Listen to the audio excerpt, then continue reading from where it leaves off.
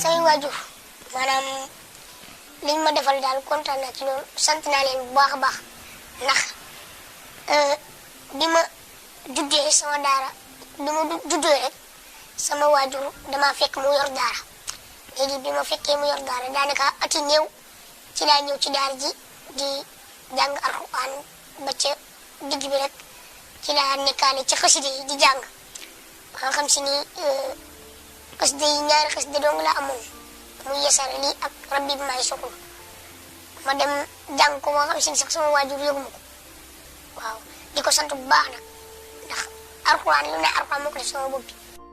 أعوذ بالله من الشيطان الرجيم بسم الله الرحمن الرحيم وصلى الله تعالى على سيدنا محمد وعلى آله وصحبه وسلم تسليما Cheikh ban xasida la taqul loolu maanaam yesara li la ma ñëpp xamee daal kon mën naa ni moom laa taqul moom yesara li moom laa taqul ak rabbi bi maay soxul yesara li maanaam ci li ma njëkk a mokkal ci la bokk ci li ma njëkk a dugal ci maanaam yiti beeg yooyu noonu yesara li ci la bokk ndax dama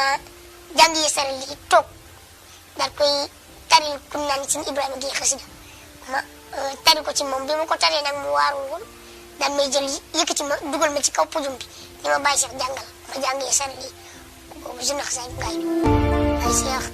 amul jot loo xam si ni ci bis bi da koy def lu fo ay yooyu noonu déedéet maanaam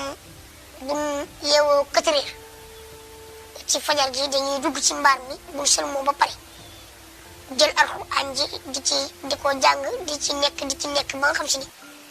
julli fajar jot na ñu julli fajar suñu noppee rek dañ daal di duggaat ci mbaar mi jàng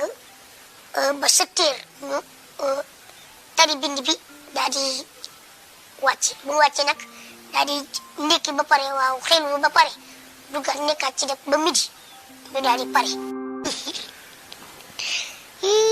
voilà bi bay loolu moom